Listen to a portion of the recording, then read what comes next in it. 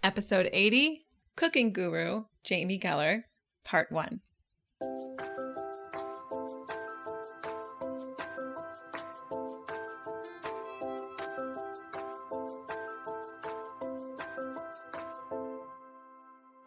Welcome to the First Year Married podcast, where we get real about building the marriage of your dreams.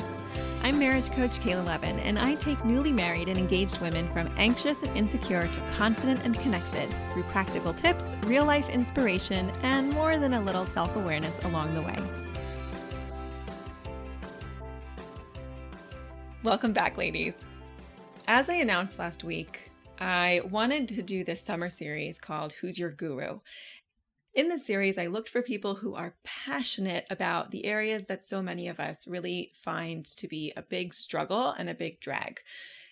I want to be clear that this isn't about raising the bar or creating some kind of perfectionist ideal or some modern version of Martha Stewart. This is about suggesting to our minds that maybe those areas that are so frustrating for us could actually be enjoyable. I gave the example last week of Mrs. Hinch, who's an Instagrammer who's really into cleaning her house. And as much as I've, I'll like go and look at one of her stories and I listen to her audiobook and I use that to kind of reframe my relationship with the home, I want to make it clear that my house doesn't look like hers now. I have dirty dishes in the sink as I'm recording this. And I think that's fine because what I'm really working on is the underlying thinking and beliefs and emotions about dealing with my house, right? When I finally do get around to washing those dishes, it doesn't have to be a chore that creates resentment or frustration. I could actually enjoy myself. I could envision the final process. So this week, I am super excited to be bringing you an episode for those of us who can feel a little burnt out about all the cooking. And to talk about this, we have none other than Jamie Geller. Jamie has been one of my dream podcast guests from the very beginning, and this episode went way beyond my hopes, so I'm super excited for you guys. This interview was fun, deep, and inspirational. We ended up dividing it into 2 parts because there was so much going on here, so make sure you're subscribed for next week too so you don't miss that episode. For those of you who don't know her, Jamie introduces herself beautifully in the interview, so I'm going to leave most of that for her, but she is essentially the queen of kosher cooking. And we see her today as super confident as she's teaching us her new creative recipes, but I wanted to know what it was like for her as a newlywed. And if you, like me, have read the intro to her first cookbook, Quick and Kosher, you know that it was not always such smooth sailing. So again, make sure that you've subscribed because this week we're going to be talking about her experience as a newlywed and different ways that we can get excitement and motivation about the cooking that we are doing in our life. But next week, she shares some really beautiful insights about entrepreneurship, juggling home and family, and the dream of living in Israel. Enjoy the interview. All right, Jamie Geller, thank you so much for coming on to the First Year Married podcast. I have been waiting for a long time for this moment. I'm so glad it's here. Yeah, we've had to be very flexible with each other figuring this out, but I'm glad it finally happened. So for anyone who's listening to the podcast who doesn't know who Jamie Geller is, then if you keep kosher, you've for sure been living under a rock. So I don't know how that happened, but we have a pretty wide audience here. Jamie Geller, I mean, from what I see, and you can tell me if there's a more official description, you're the queen of kosher cooking. I mean, I'll take it. I turn down the crown, although I feel very not, let's say, royal at this particular moment in time, but thank you. Right. So you have like an entire kosher network. Can you give us a little bit of like a background of who you are now? Because I for sure want to be digging back as well into who you were in the beginning. Sure. Well, by the way, I'm the same person, but so right now I'm the CEO of Kosher Network International, which is the #1 global kosher food media company in the world. We have an audience of 5 million and about 1 billion views. Wow. Okay. It's amazing. And again, thank you so much for coming on and taking the time for this, because I think that you have so much to offer our audience. Whether you keep kosher or not, listening to somebody who has mastered the kitchen, I can tell you personally, I have learned a lot from Jamie. I'm really excited for what we can offer here. As I mentioned before we started, that when I was a newlywed, I came across your cookbook, Quick and Kosher. And in the beginning of that cookbook, you talk about your experience as a newlywed, and I felt so understood when I read it. I'd love for you to just share a little bit about some of the challenges that you found around cooking and being a newlywed. Sure. Well, first of all, I'm so glad that you felt that way. I wrote it for myself and for everyone like me. And so obviously that's you. And, it's so crazy because it was before blogging, that first book. It was before social media. Cookbooks had become like, recipe books with like a little header note. And I really wanted to write an autobiography slash cookbook because I felt so much of the style of cooking was informed by my life experience. And so I feel like it means a lot to me that you connected with it.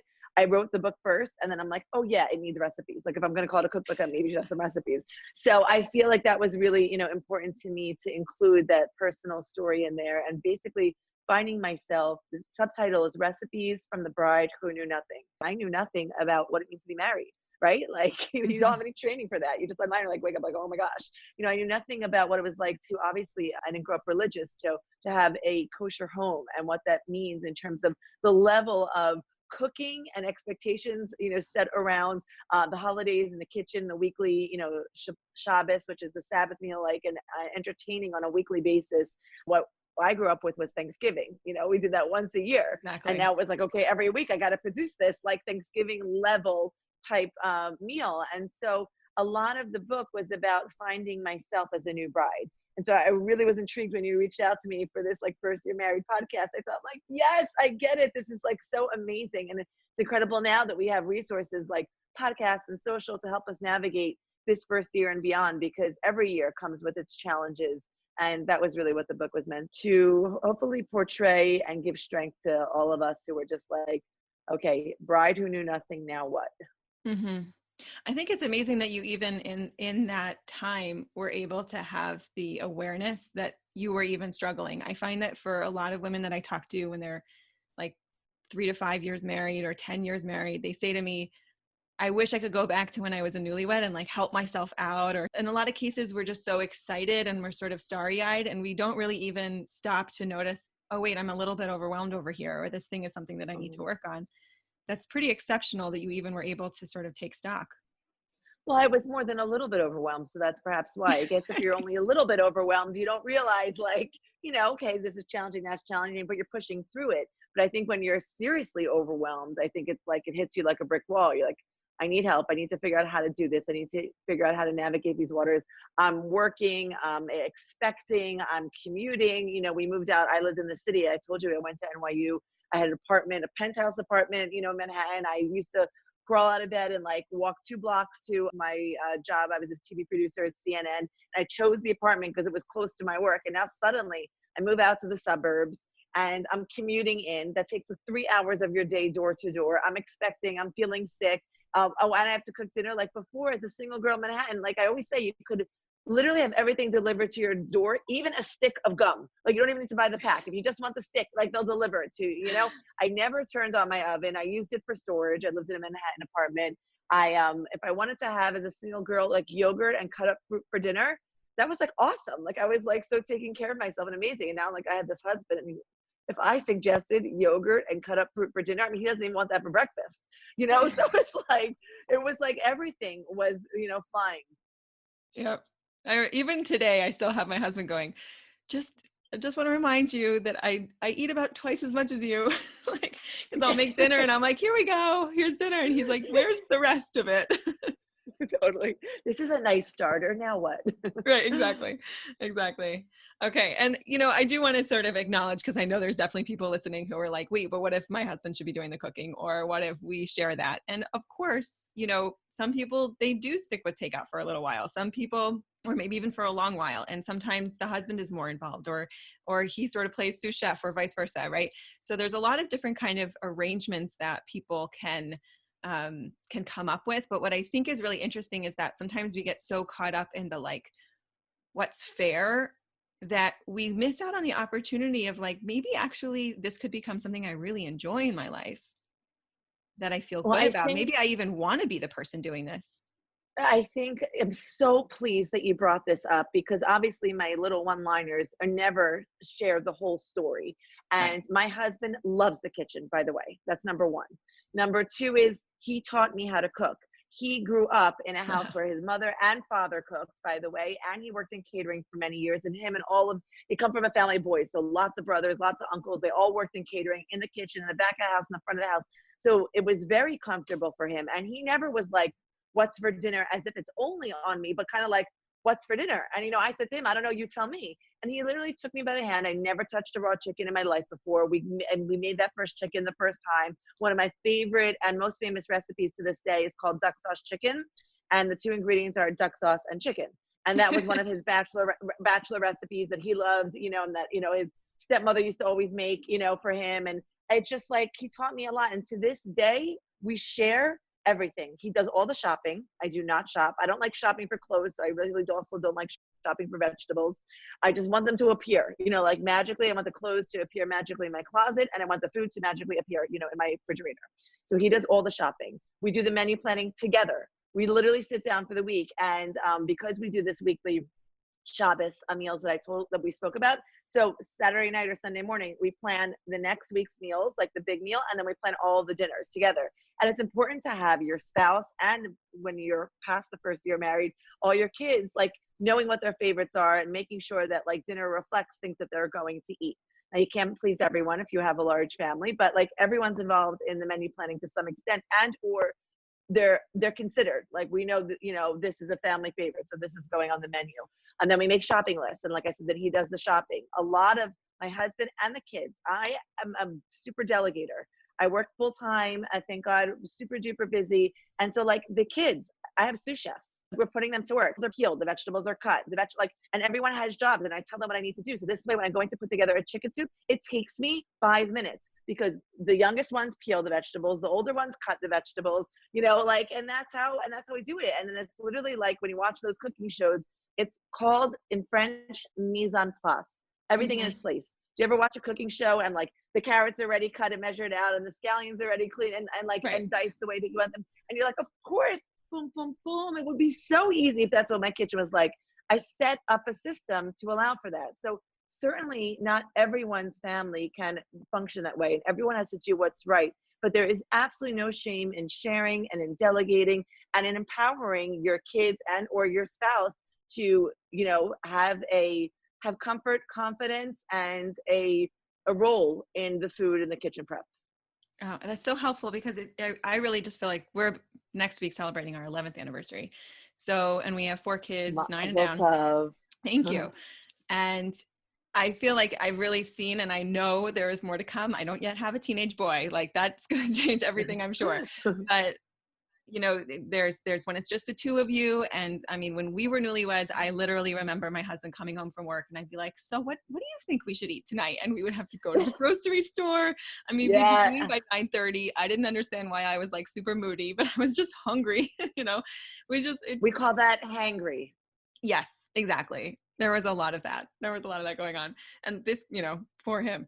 But so like, in the beginning, but then when it's just two people, sometimes you can just have last night's leftovers. You can kind of scrounge the fridge. And then when the kids are little, so you don't have the kind of help that you're talking about, but they Mhm. also don't need as much going on with the meal either. So it's interesting that it Oh, they really does come totally in don't. stages.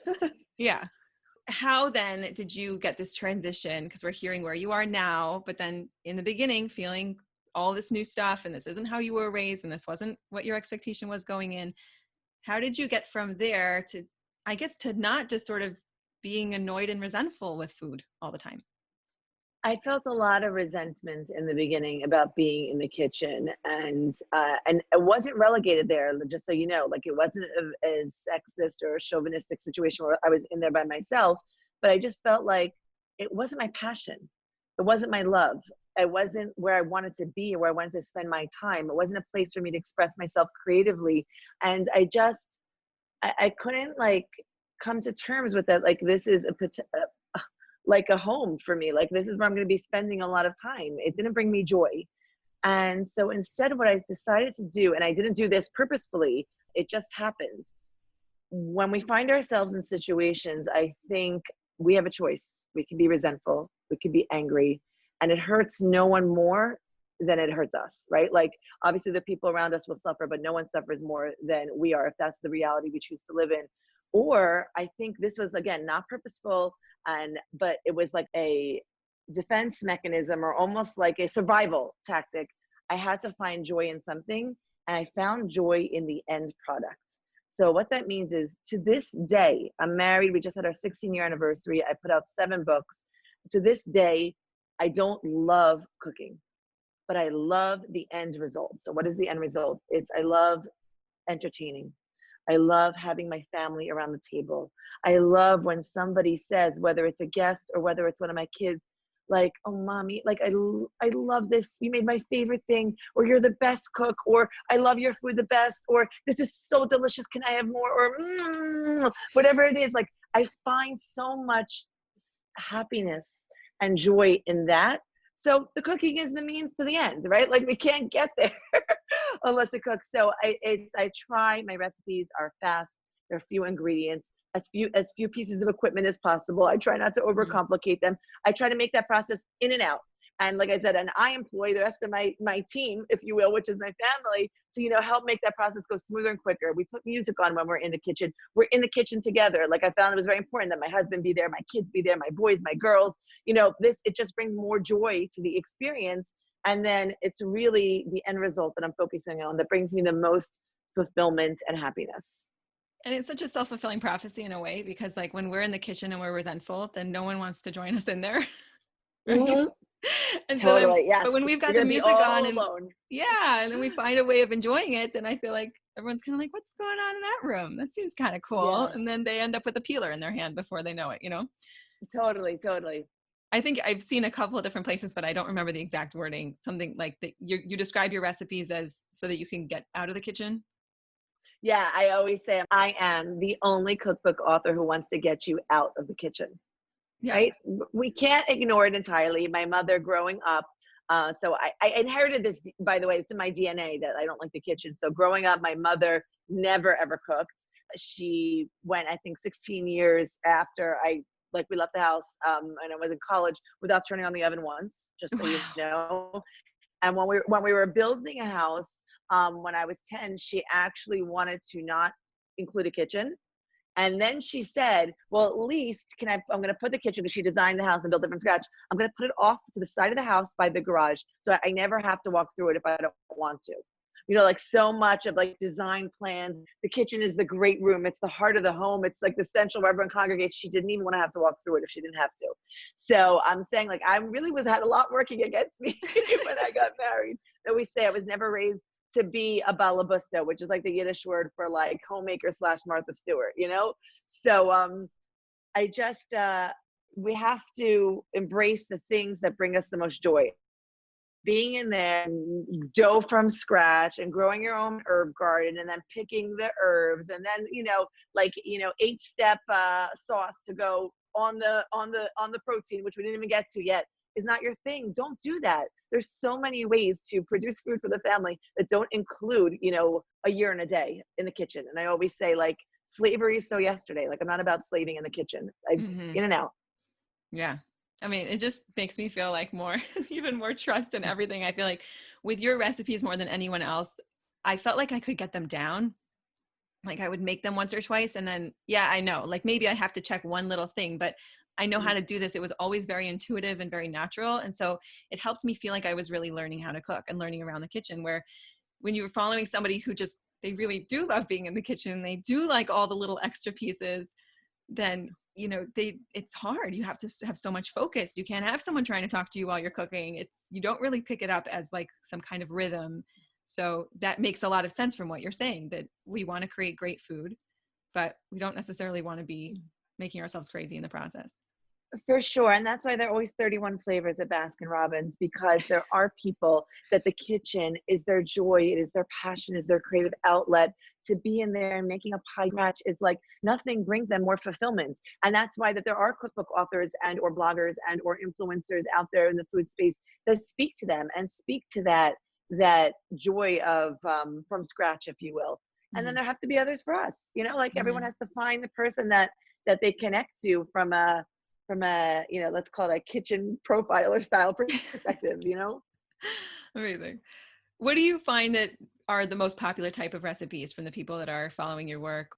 Definitely the Jewish classics. Mm, Definitely. So we have two on both sides of the coin. So the Ashkenazim, right, the more European jewelry classics, so like your brisket, your kugels, chicken soup. Let's think what else falls into there. Bagels, lox, that's sort of like American jewelry kind of stuff, like all those.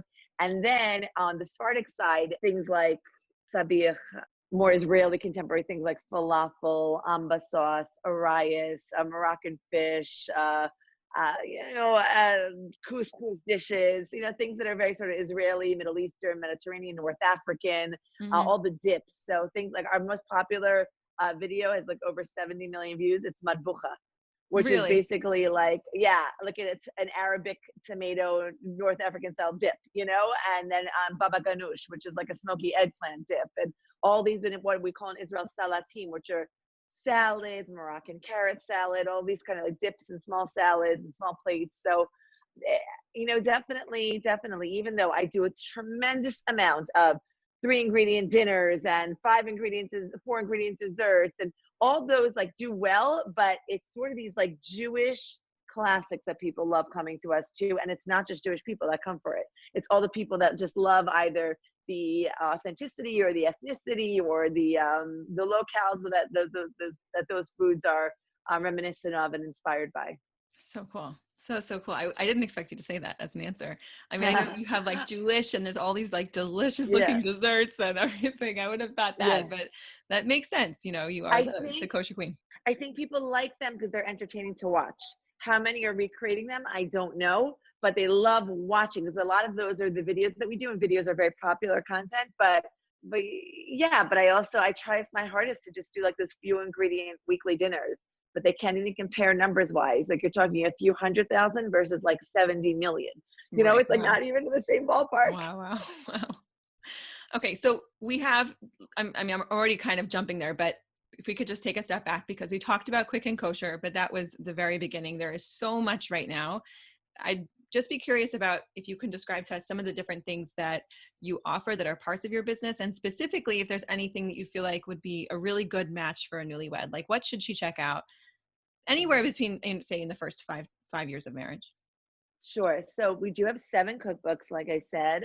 One is quick and kosher recipes from the bride who knew nothing, and that's all of like your basic few ingredient, few pieces of equipment, 15 minutes or less to prep. Even though the brisket or the kugel or the chicken or the roast may have to be in the oven for, let's say, like an hour or two, but like the actual active time of you doing stuff, it's like 15 minutes or less, and many of the ingredient recipes are 5 minutes.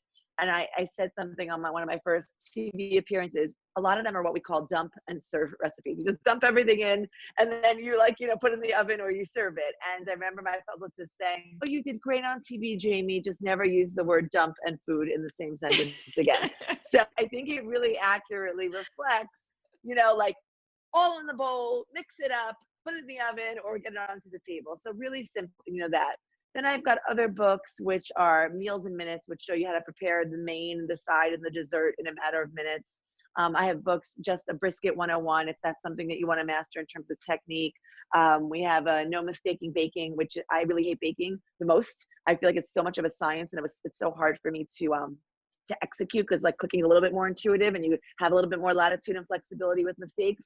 And so I created that No Mistaking Baking book because I don't always want to make a Duncan Hines cake, but I don't always want to be like, I'm not a trained pastry chef by any sense of the word. So that's that book.